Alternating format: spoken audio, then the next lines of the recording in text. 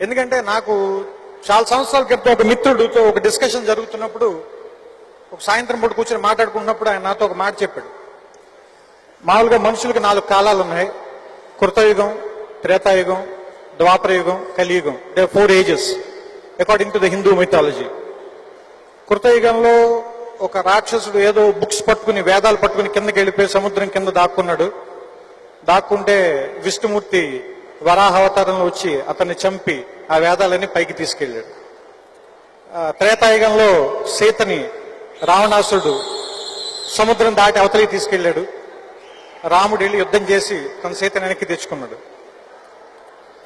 ద్వాపరయుగంలో ఒక 2 brothers యాన్సిస్టర్ల property గురించి ఒక చిన్న గొడవ వచ్చి వాళ్ళిద్దరు కలిపి కురుక్షేత్రం మధ్యలో ప్లేస్ సెలెక్ట్ చేసుకుని అక్కడ కొట్టుకుని చచ్చిపోయి మిగిలిన పాండవులు ఆ ప్లేస్ సెలెక్ట్ చేసుకున్నారు.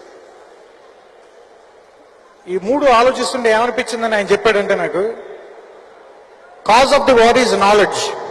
వన్స్ జ్ఞానం కోసం పోరాటం జరిగింది. త్రేతాయుగం వచ్చేసరికి కాజ్ ఆఫ్ ది వార్ కొంచెం తగ్గింది. ఒక అమ్మాయి, సీత అని ఒక అమ్మాయి కోసం కొట్టుకున్నారు. థర్డ్ ద్వాపరయుగం వచ్చేసరికి కాజ్ ఆఫ్ ది వార్ ఇంకా చీప్ అయింది. ఒక ల్యాండ్ గురించి కొట్టుకున్నారు. ఇప్పుడు కలియుగంలో కాజ్ ఆఫ్ ది వార్ ఏంటి? దేని గురించి కొట్టుకుంటాం? కలర్తో ఉన్న ఒక నోటు గురించి కొట్టుకుంటాం. దాన్ని కొంతమంది రూపాయి అంటారు, కొంతమంది డాలర్ అంటారు, కొంతమంది రెన్మిన్బే అంటారు. సో అలాగే వార్ జరిగే ప్లేస్ ఒకప్పుడు ఎక్కడి నుంచో కింద సముద్రంలోకి వెళ్ళి కొట్టుకున్నారు. త్రేతాయుగం వచ్చేసరికి ఒక సముద్రం దాటితే సరిపోయింది. కలియుగం, ద్వాపరయుగం వచ్చేసరికి 2 ప్లేసెస్ కి మధ్యలోనే ఒక ప్లేస్ సెలెక్ట్ చేసి కొట్టుకున్నారు కురుక్షేత్రంలో. సో వార్ ఫీల్డ్ కూడా దగ్గర అయిపోతుంది. సో ఇప్పుడు వార్ ఫీల్డ్ ఎక్కడుంది? విత్ ఇన్ మనలోనే ఉంది. మనం ఒక తప్పు చేస్తాం, డబ్బులు సంపాదించడం కోసం, లేదా పేరు సంపాదించడం కోసం, లేదా ఇంకోటి ఏదో గెలవటం కోసం అబద్ధం చెప్తాం. తర్వాత మనమే దానికి గిల్టీగా ఫీల్ అవుతాం.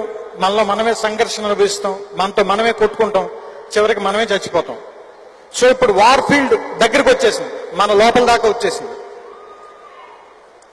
ఇలాంటి సమయంలో విలువలతో వ్యాపారం చేయటం అనేది చాలా కష్టమైన విషయం. ఎందుకంటే వాల్యూస్, బిజినెస్ 2 పూర్తిగా ఆపోజిట్ సైడ్ వెళ్ళిపోయాయి. ఒకప్పుడు 2 కలిపి చేయటం కుదిరేది, ఇప్పుడు కలిపి చేయటం కుదరదు. ఆ కలిపి చేసే ప్రయత్నం చేస్తున్నందుకు నాకు ఈ అమరరాజా బాగా నచ్చింది.